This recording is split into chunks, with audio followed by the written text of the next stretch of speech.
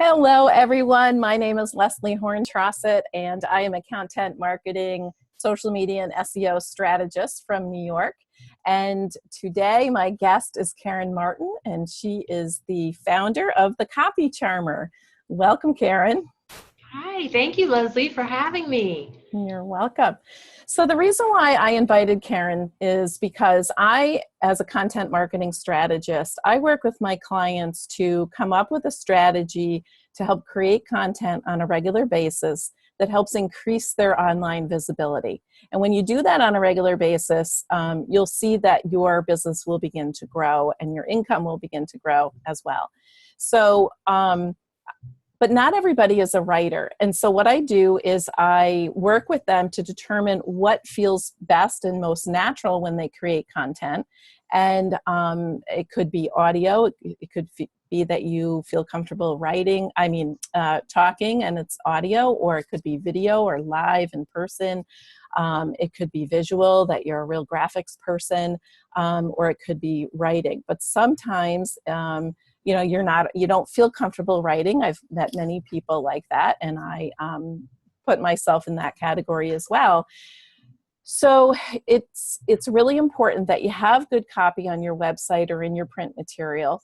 And so sometimes it's really important that you you outsource to someone like Karen, my guest today. So that's why I wanted to have Karen on today, and just to we're going to talk about how important copy is, what the process is like for working with Karen, and what you can expect to gain in the end when you work with a copywriter. So Karen, let's start by just telling everybody who you are, where you're from, and what you do. And then we'll get into our questions. Sure. I'm Karen Martin, the Copy Charmer. I can be found at thecopycharmer.com. And I live in Pittsburgh, Pennsylvania. And I have two little toddlers who I escaped from, which is why I do this work. I escaped from them. I'm kidding. Yes, and you have two adorable children. Yeah. Thank you. Yes, I love watching their little lives unfold on Facebook and that sort of thing. Karen has an incredible sense of humor, which we'll get into later, but there's always a good story coming from your camp. So let's talk about why you do what you do, and how is it, well, let's just start with the why. Why do you think that hiring a copywriter is important, and why did you decide to start copywriting in the first place? Well, because I think that everybody has something unique that they bring to the table. And a lot of times, whether you can write or not, can assemble good writing or not, we get caught up in following someone else's lead, following what others have, and not looking within, or looking within and maybe not validating your own story. What my gift is, I look under the surface of everyone that I meet, even the guy bagging my groceries, which he actually doesn't appreciate that about me, but I do. And what are you, a psychic too? No, I just like to talk and learn about others. Yeah. And so my talent is, my skill that I've learned is to bring out everyone's unique story. Specifically with copywriting, it would be the unique story pertaining to business, why you got into business, what it is that makes you stand out. And I dive deep, I learn a lot about you, and I put that into relatable terms for your audience. Mm-hmm. Obviously, maybe it's not so obvious, but your audience connects with that. They love your story. They don't want the validation that you are seeking before you came to me and I pulled it out of you. Mm-hmm. I offer the validation, but your audience loves that. And many, many people aren't able to pull that out of themselves. And that's where good copy comes in. Yeah. I should verify that would be for your website. Obviously, when it comes to sales page or email, it could be a different story. It could not, but it could be. But for your website, you want to have your story told. Mm-hmm. Yeah.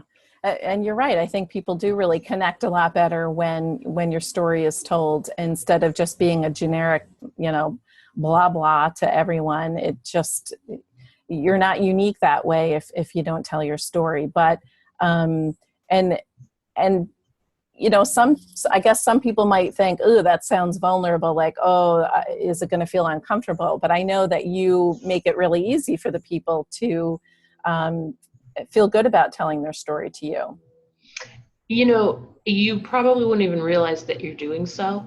A lot of times we speak and there are golden nuggets that I can pick up on and hear Yeah. that we really discount. And then I pull them out. And the way that I like to describe it is genuine. It's got to be genuine. Unscripted, meaning it shouldn't look like everyone else's. There's no format to follow. Unscripted excellence. Yeah. What you bring is excellent, and I can charm it up and make it excellent. So genuine, unscripted excellence. Yeah. Okay. And I know that a lot of times, I've been in business for 17 years, and the web copy I've seen, especially when it comes to sales pages and just any page on a website, can be so salesy. And like you said, that's not what you're about. It's about being authentic and being truthful. And you don't have to be like the gurus out there to get your message across. Right. Listen, that works. Indisputably, no one's saying that there's anything wrong with that. Let's throw that out there. Okay. However, there's a different way, and different can be better. You organically can sell your own product when you use the right words and when you're talking to the right audience. A lot of times people think, well, yeah, I want to talk to my audience, but I don't want to miss anyone. So I'm going to do what so-and-so did because they might like me too. And the truth of the matter is that you're not excluding anyone. That thought you have to get out of your mind, because when you can hone in on the right person, and the single person that you pretend that you're talking to in your copy, those outsiders, and I'm saying that quote unquote, these are like kind of thoughts, those outsiders, they're going to resonate. If they're the right person for you, it's going to resonate. They're going to see some of themselves in your copy, in your message, and you won't be leaving anyone else. So don't fear that. I find that is a huge issue with my clients when we get to the goal setting and then defining the audience. They just naturally want to go to everyone. And then when they pare it down, even they're feeling like, oh, but what about, and then we go down even further because I really want them to drill down to a specific audience. It's just so important, because otherwise you're talking to no one if you're talking to everyone. So tell me your process now. How do you go about defining how you work with someone? Like if let's say they're redoing their website and they want to work on their copy with you, do you, what research do you do? Well, first of all, I shouldn't say research. I get to know the client. We do an hour-long recorded. I prefer Zoom. I prefer video. It's just more personal because I do work mostly virtually, and I don't know. I just prefer the personal conversation, personal connection. Some people aren't comfortable with that. Quite all right. I still do Zoom. We'll just turn the camera off or just never turn it on. In fact, I'll even turn my camera on just so that I'm offering my presence and they don't need to have it. There's being reciprocated back to me. But I record it and I refer to it later. That benefits me by I can really focus on the conversation and not focus on writing everything down really quickly. Yeah. I do make everyone aware that I record it, but then it gets deleted later. And then I ask them a series of questions, and my process is always, being fine-tuned. So the questions can change. I learn maybe from one project to the next, another way to word a question or something. And it gives me the answers that I need. One of the things that I really look for is, tell me who you look up to in terms of their website. their copy. It doesn't even have to be in your same niche, in your same market. I just want to know, to get a feel for you, um, who it is that who it is that you look to, how you like the way that they present their message. I have some other ways that I do research, which is something that a lot of people don't understand. I find a lot of people think they put their own time frame on research, and research is part of the skill and part of really getting in tune with your audience, and it takes some time. Any good copywriter knows that the research is really where all of the magic is born. Mm-hmm.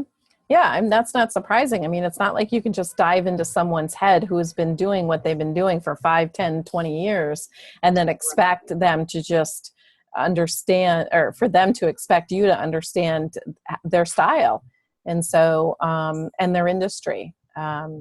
And, people used to ask me that when I work with clients is, well, have you ever worked with my industry before? And I said, no, thankfully, because, it's a great way to come in with fresh eyes and ears. Yeah, and it's always very interesting too. And I find, for me, when it is someone that it's a new industry, um, you're so much more attentive. You might think, oh, you don't have the experience, that you don't know. No, but I'm paying that much more attention so that I get this right and I learn this. Yeah. And I find that part of it, exciting as well. Yeah. Yeah. Because you want it to be refreshing and unique and not sound like everybody else. So you have to have that research and perspective. So can you give some examples of the work that you actually do? Like, let's get really specific. So let's start with web. So if somebody has a website, are you rewriting an about page? Are you doing a sales page? Are you doing the home page? Like any or all? Any of the above. Sometimes, in some cases, it's a rebrand, or it's just my current copy isn't working, but we can start with that as a foundation. Okay. Lately, I've been doing a lot of brand new, where we don't have any copy to go off of to begin with. We're kind of just starting out, just creating all new copy for them. Sales pages, emails to your list, and that's a big one because this is an ongoing conversation. Yeah. So you have to keep the momentum and the tone of voice of that flow going. So my job is to make sure that I'm conveying, that I'm capturing the right voice, that you can then pick up and do it on your own. Because as much as I'd like to continually write all of your emails until the end of time, it's just not possible for you or for me. Well, that's a really good point. So after they see what you help them sort of bring their voice out, right? And then they pick up where you left off, but you get the momentum going, you help them discover their voice, and then they can go off and do it on their own, right? Yeah, I add a little charm to their voice, to make it catchy, to make it unique, to make you want to read it. Yeah. And then I also make sure that you leave with some value and some understanding of the actions that I took, so that you can carry it on going forward. Yeah. So I always think that there's two most important pages to a website. Now, I was a former web designer. I left that to just focus on the marketing and content marketing, SEO, and social media. And my two favorite pages of a website are the home page and the about page, because I want to know who I'm doing business with and why they're in business in the first place. And if they have a really compelling story, then that automatically brings me in. And then I look to see, okay, how can they help me? And a lot of people reverse that. I see they're like, here's what I have, here's how I do it, here's my product, come and buy it. And they don't walk us through that process of buying into them. And why should I buy from you? So that kind of brings up storytelling. So I know that both you and I are really big into storytelling, not only telling our own stories, but telling our clients' stories. And so can you tell me what your thoughts and process are on that? Yeah. Listen, I think that your story should be told on your about page. Not the nitty gritty details of third grade or kindergarten, or, not, it's got to be relevant, obviously. But I mention that because that's not so obvious to some. There are some copywriters who don't agree. They have sort of a script, sort of like a Mad Libs, if you will, like fill in the blank. And it works for them. I'm not discounting it. I'm just saying I have to fight to with them to give my my scenario, where I'm saying I'm not talking about the bully in 5th grade. No, there is a way to bring your story to the table, get it on your about page, and have it resonate. Have your ideal client see themselves in that story. Know that even if every detail for detail doesn't match them, your purpose and your reason that got you there is exactly who they want to lead them or to guide them, or whatever it is that they're hiring you for. Your motivation for that, what drove you to do it. So the other thing is, when you're shopping around for something, when I'm looking for someone who wants to help me strategize my content, Leslie, you obviously are going to know some things that I don't, because that's your realm of genius. And so I don't look to match everything in every detail, but when I see your story and I read what it is that drove you to do it, and then I kind of can get behind you and I can champion you and say, she knows, because her story is a little different than mine, but the end outcome is exactly what I want. She did it, and I want her to do it for me. And I feel that that is more impactful. You're going to get more readers out of it, to read it the whole way through, than some script that they can read on 4 other people's websites. And it's more memorable. And one of the things I like to say that I've read in one of my story courses is that you touch the mind, you touch the heart to move the mind.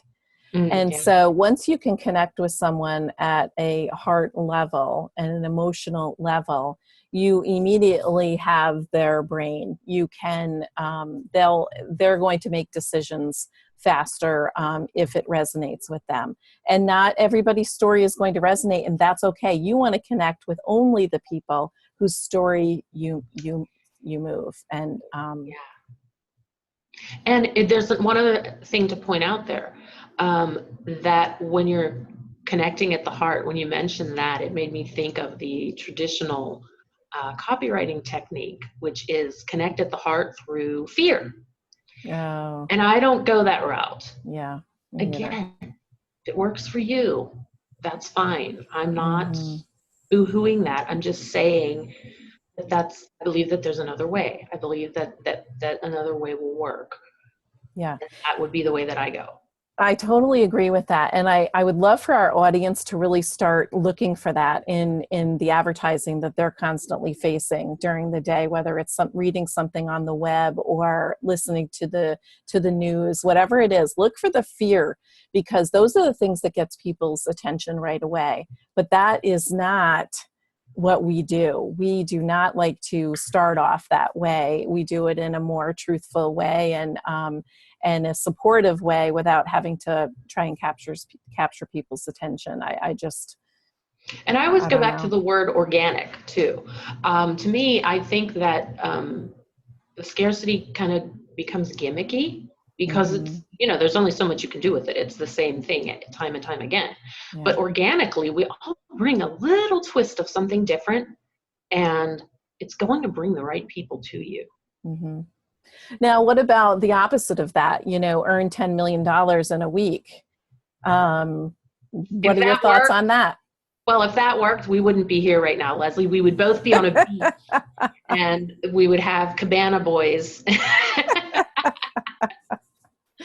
Yeah. Well, that's, to me, that's the typical guru way. And a lot of people respond to that. But again, it's just the initial response. And then they see that there's just a lot of empty promises for the most part. I mean, I'm sure that there are some gurus who really do deliver, but there's more that don't. And so then you get trapped and you're enticed in the beginning and you're like, yeah, I want to make $10 million this week or this year or whatever. And, I remember that used to be it's still very common. But it doesn't resonate with me. And so if we can, get our viewers here to just start paying attention to the different styles and then figure out what works best for you, what feels right to you, then you'll match that for them, right? And listen too, the whole make $10 million this week, it's kind of like playing the lottery because, okay, so that person did do that. But I think even if we I don't want to say fell for that, but I do want to say fell for that. Even if we believe that, I think we go into it knowing that it's almost a lottery where will we be the one that actually does make the $10 million? Whereas the approach that because I know you personally, the approach that you and I take we're like, here's what we have to offer. And we're going off of instinct and we're going off of what we know to be true, what we feel to be true, and what we believe to be true. And if you believe it too, come along with us. And if you don't, that's okay. We're not downing you. Right. Yeah. No, that feels right. And in your heart when it feels right, right? If that feels like really who you are, then that's what you go with. You don't pretend to be someone else. Well, and that's what I mean too, because in your heart that the guy that the $10 million a week, we all want that to be true, but in your heart that it's more a hope. Now, the fact that it's talked up very well and maybe that one person has done it, that there's a possibility, but you also know that the odds are maybe not in your favor, or you're going to find out why they're not in your favor after you spend the money. And so it's gambling, right? Right. It's gambling, and we all know how that doesn't work well.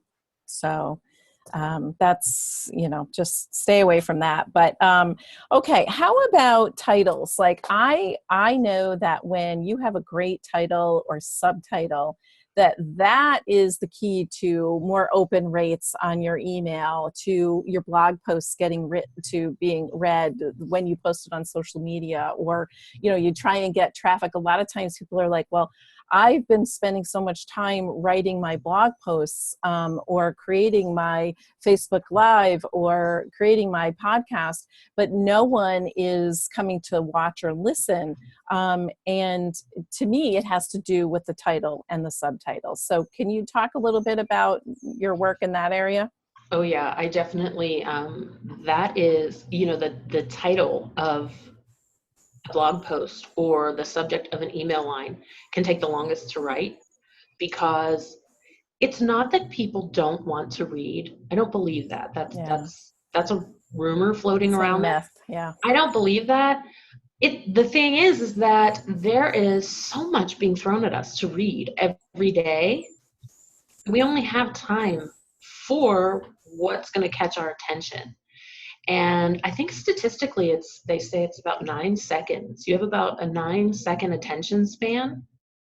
It's probably even less than that now, because I think that came from several years ago. And we know how fast things are changing. So you've got to really grab their attention and get them to read.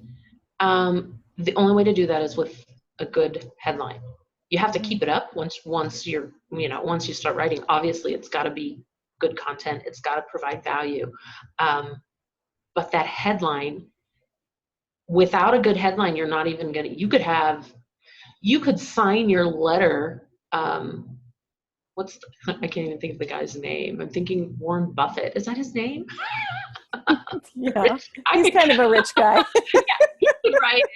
And if he didn't have a good headline or somebody promoting it that he wrote it, we may not read it. We're going to pass it by. He may be the only exception, because everybody listens to Warren Buffett.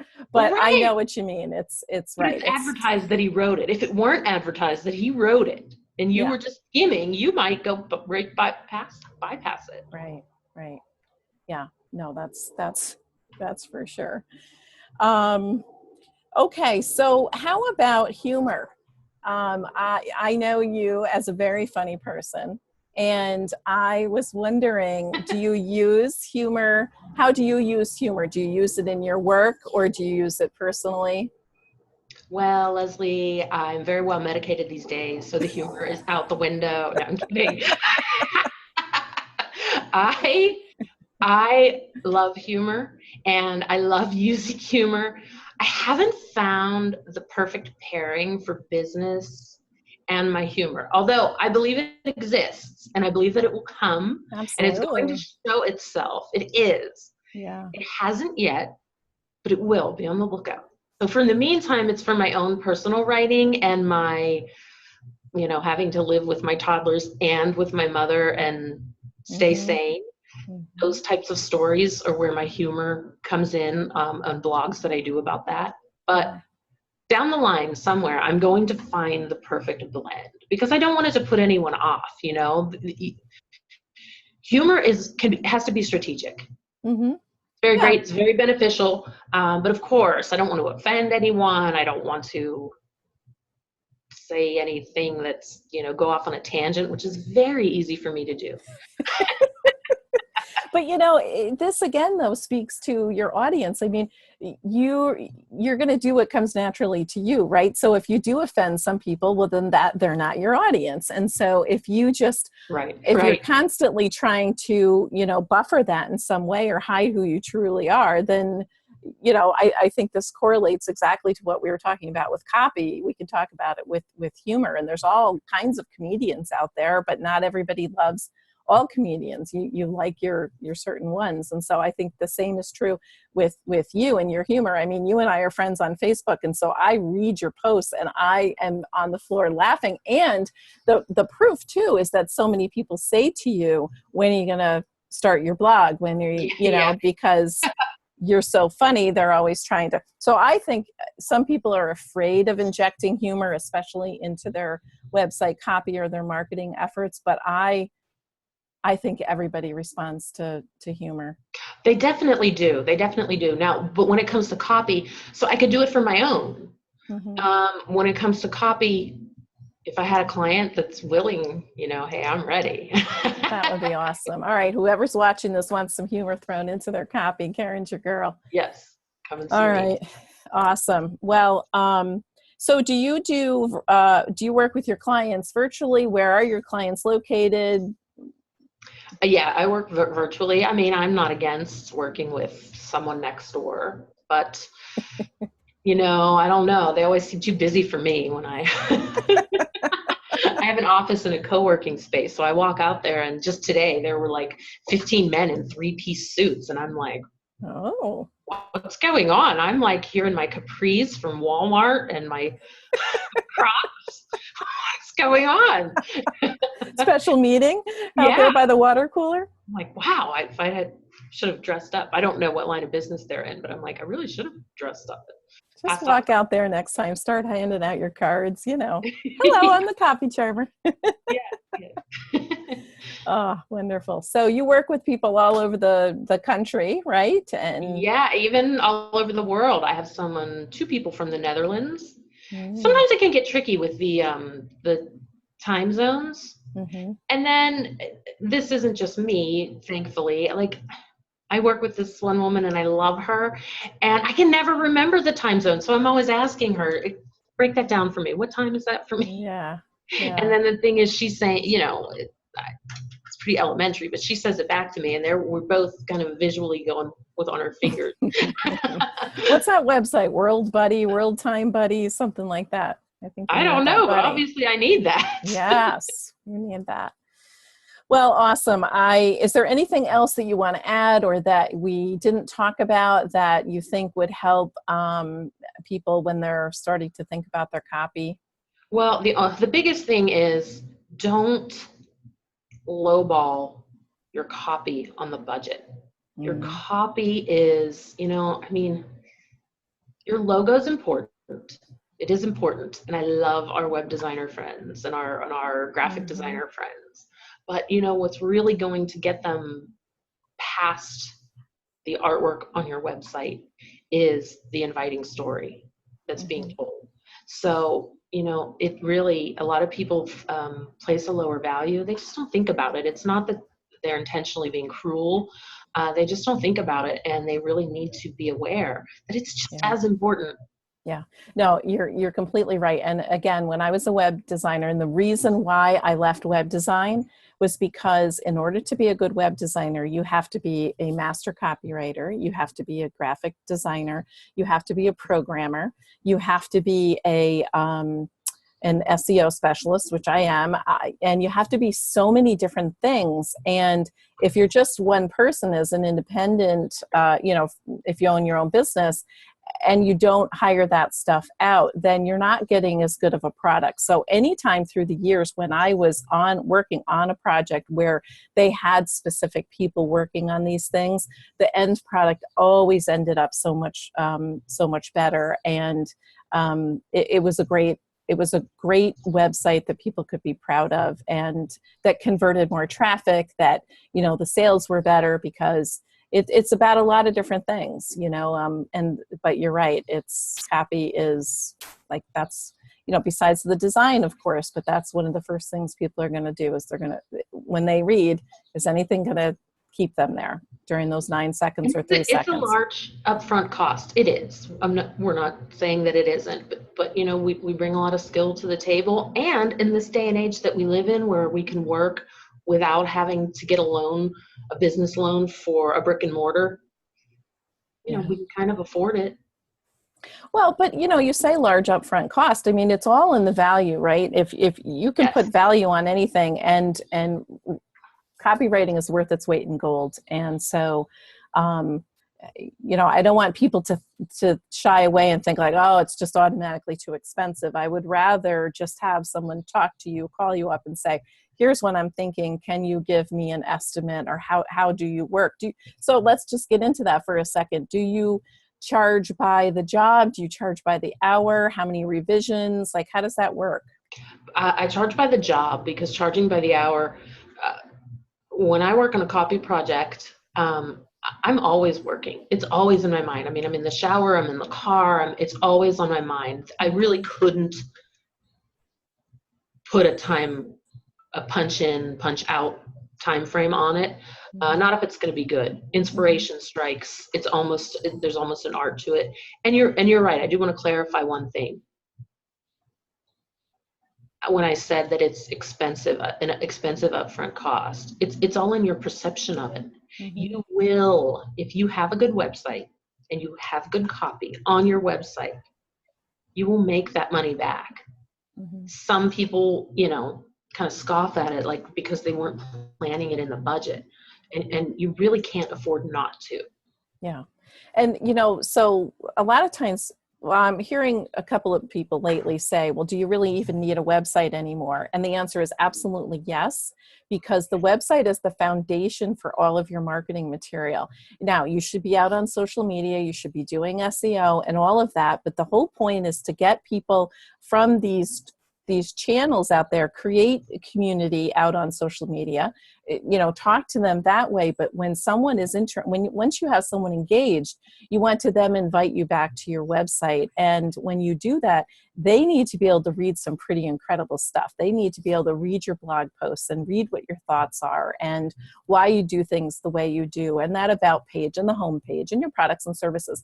That's the foundation of it all. So, you know, I just think it's extremely important. And I think kids today, even growing up and going to school these days, I don't really know even if the English teachers understand how important writing skills are. Communication, effective writing, all of that, whether you're doing what you do or what I do, whether you're writing emails, whether you're a programmer or an engineer, you need to know how to communicate. And so, you know, writing. And listen, we know that in this day and age, the kids, the generations that are coming up, they do communicate via writing. They'd rather text. I'd honestly rather text than talk to anyone.